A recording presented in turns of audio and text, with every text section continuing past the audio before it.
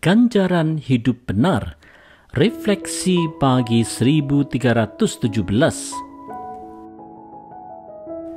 Apa yang akan menimpa orang berdosa dan apa yang menjadi balasan bagi orang benar? Ini petunjuk dari Amsal 13 ayat 21. Orang berdosa dikejar oleh malapetaka, tetapi ia membalas orang benar dengan kebahagiaan. Saudara-saudara, orang yang senang berbuat dosa pasti akan menerima ganjarannya suatu saat nanti, bila tidak selama di alam fana ini atau di alam baka kelak.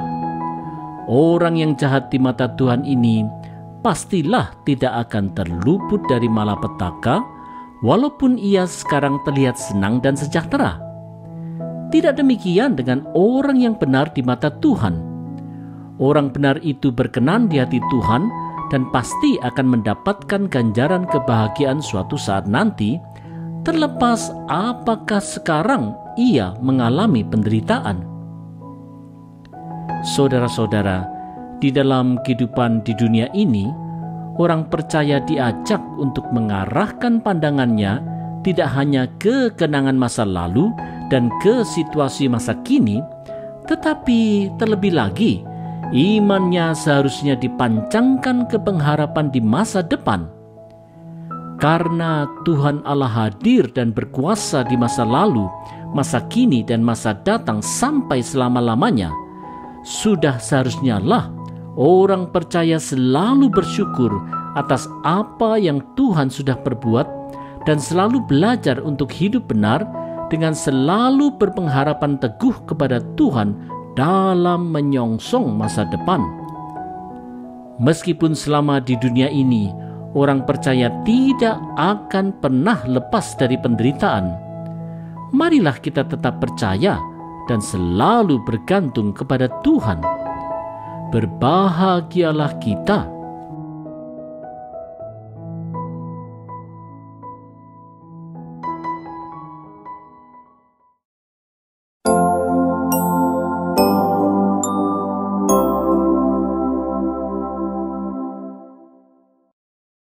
Warisan orang benar. Refleksi pagi 1318.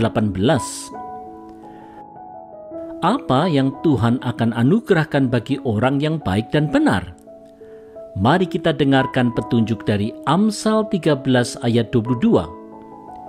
Orang baik meninggalkan warisan bagi anak cucunya, tetapi kekayaan orang berdosa disimpan bagi orang benar.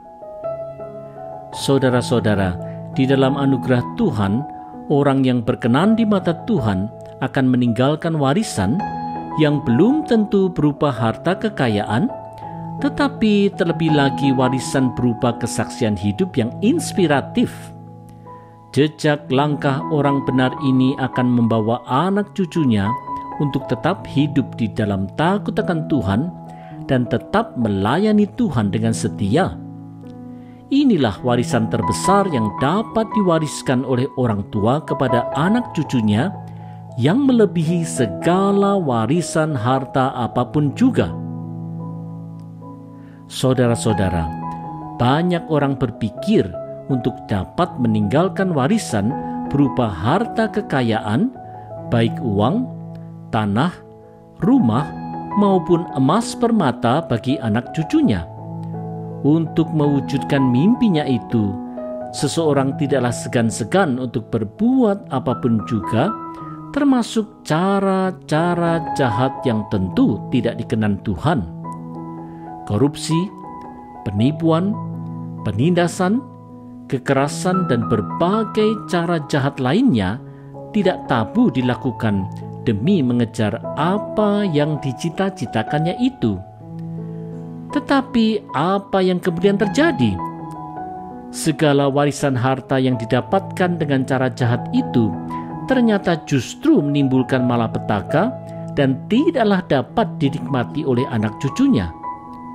Oleh sebab itu, marilah kita wariskan harta kekayaan abadi melalui kehidupan yang takut Tuhan.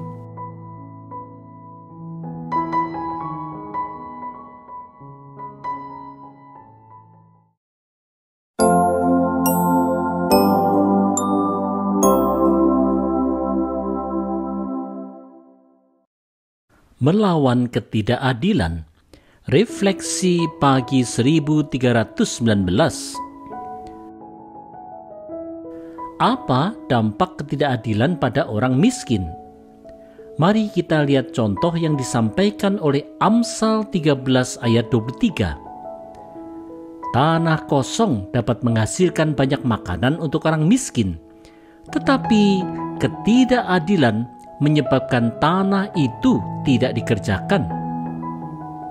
Saudara-saudara, contoh yang diberikan Amsal ini menunjukkan betapa pentingnya keadilan itu untuk ditegakkan. Untuk itulah Allah memberikan mandat kepada pemerintah untuk mengupayakan kebaikan bersama tanpa membeda-bedakan dan menghukum kejahatan seperti yang disampaikan di Roma 13. Karena Allah itu maha adil, maka Allah membenci ketidakadilan seperti yang terjadi pada orang miskin yang seringkali tidak berdaya membela dirinya sendiri dari penindasan. Saudara-saudara, berlaku adil dan melawan ketidakadilan adalah hal yang jelas-jelas dikenan Tuhan, seperti halnya yang diungkapkan berulang kali dalam pesan kitab Amos. Inilah bagian dari panggilan hidup orang percaya sebagai garam dan terang dunia. Di tengah arus dunia yang sering hanya mencoba mengejar kepentingan diri sendiri saja itu, orang percaya dipanggil Tuhan untuk menegakkan keadilan dan melawan berbagai ketidakadilan tanpa pandang bulu. Inilah mandat Tuhan yang harus dilakukan oleh setiap orang percaya, apalagi yang dipanggil Tuhan sebagai pejabat publik.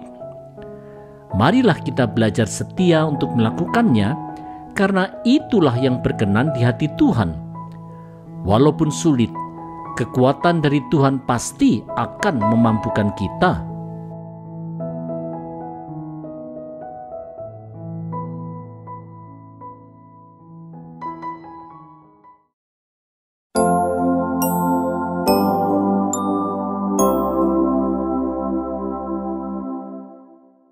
Disiplin dalam kasih. Refleksi pagi 1320. Bagaimana kita bisa menerapkan disiplin yang dilandaskan pada kasih dalam mendidik anak? Ini dia nasihat dari Amsal 13 ayat 24. Siapa tidak menggunakan tongkat benci kepada anaknya, tetapi siapa mengasihi anaknya mengajar dia pada waktunya. Saudara-saudara, tujuan disiplin adalah untuk mengarahkan seorang anak untuk hidup di dalam takut akan Tuhan. Tentu ini tidaklah sama dengan kekerasan dalam rumah tangga apabila ini dilakukan orang tua di dalam takut akan Tuhan dalam rangka mengarahkan anak itu supaya terhindar dari hal-hal yang jahat di mata Tuhan. Disiplin dengan menggunakan tongkat kepada seorang anak yang hanya untuk memenuhi sifat ego dari orang tua tentu tidaklah dapat dibenarkan. Saudara-saudara, disiplin sering disalahgunakan oleh orang tua sehingga terjadilah kekerasan dalam rumah tangga. Disiplin bukan lagi menjadi sarana untuk mendidik di dalam takut akan Tuhan, tetapi disiplin justru sering menjadi sarana pelampiasan nafsu angkara murka orang tua yang menodai maksud Tuhan dalam disiplin. Oleh sebab itu, wahai orang tua, marilah kita mawas diri dalam kita menerapkan disiplin. Apakah apa yang kita hendak lakukan itu berkenan kepada Tuhan atau tidak? Janganlah kita menyalahgunakan wewenang yang Tuhan berikan kepada orang tua.